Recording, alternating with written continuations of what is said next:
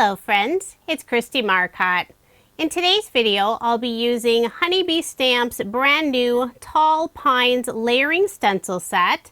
Then I'm also using some older products. I have their foil script holiday dies, their layering snowflake dies, and I didn't show it, but I'll also be using the A2 double stitched frames.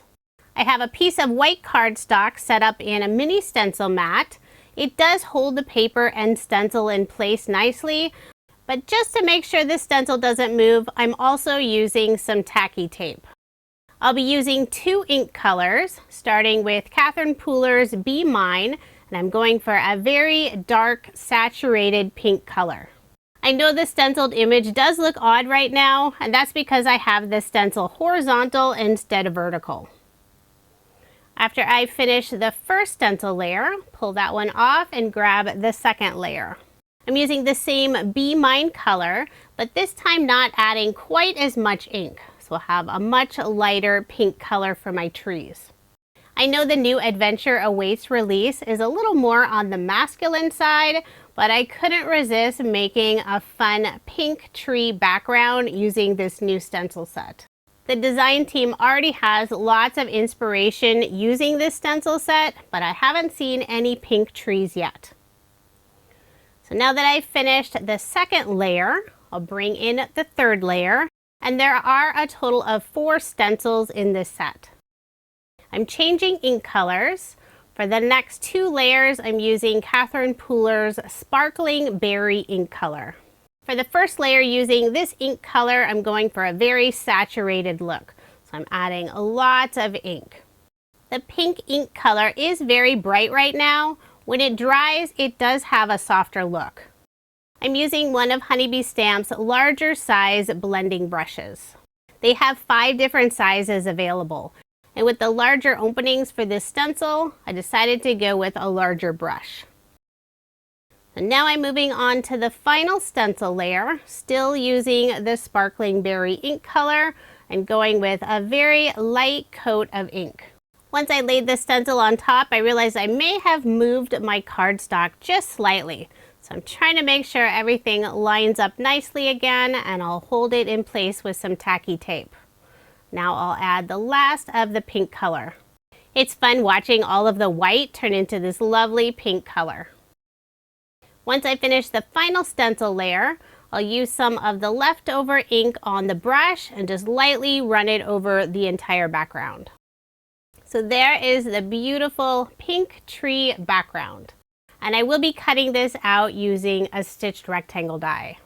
I'm using Honeybee Stamp's A2 double stitched frames, and I selected the largest rectangle die. Once I have that cut out, I'll add some lovely gold watercolor splatter to the background. I let that dry for a few minutes. Now I'll add a white ink splatter to the background and set that aside to let it dry. The white ink adds a fun snowy background, and the gold watercolor adds this beautiful shimmery look. Off screen, I hot foiled the sentiment Merry Christmas. The Glimmer foil color is Sparkle Magenta. This beautiful pink color. I used the coordinating die to cut out the sentiment, and I also used that die to cut out a gold satin mirror piece. I'll layer the 2 pieces together to create a fun gold drop shadow underneath the sentiment. And I'm using Honeybee Stamp's Precision Tip Glue. I hot foiled the sentiment on some white pearlescent cardstock, and since I am adhering 2 specialty cardstocks together, I placed an acrylic block on top for that added weight while the glue dried. Now I'll flip over the sentiment and add some foam dimension on the back side. I'm using Honeybee Stamp's thin white foam strips. I did trim down some of the foam strips to make sure to get good coverage on the back side of the sentiment. I'll set that aside and continue working on the background of my card. I'm layering the tree stenciled pattern on some white pearlescent cardstock. I put ATG tape on the back, and I'm also adding a little bit of glue along that stitched edge. It'll help it lay nice and flat. Then I'll adhere the 2 pieces together, flip over that panel, put ATG tape on the back, and layer it on some more of the gold satin mirror cardstock. Then I'll add my card front onto a card base. This is an American Standard A2 size card, 4¼ inches by 5½ inches. Next, I'll remove the release paper from the foam on the back of the sentiment and adhere the Merry Christmas sentiment more toward the bottom of the card. I love the font on this set. Honeybee Stamps always has the best sentiments. I cut out 3 of the snowflakes from some pearlescent vellum. I'll add just a small drop of glue in the center of the snowflakes and adhere 1 in the lower right-hand corner underneath the sentiment and the other 2 in the upper left-hand corner. Since the glue does show through the vellum, I'm only adding that small drop in the center.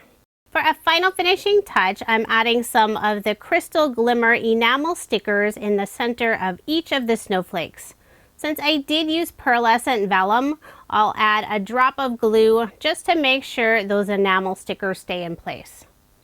So there is my finished card, and I did make 2 using this design.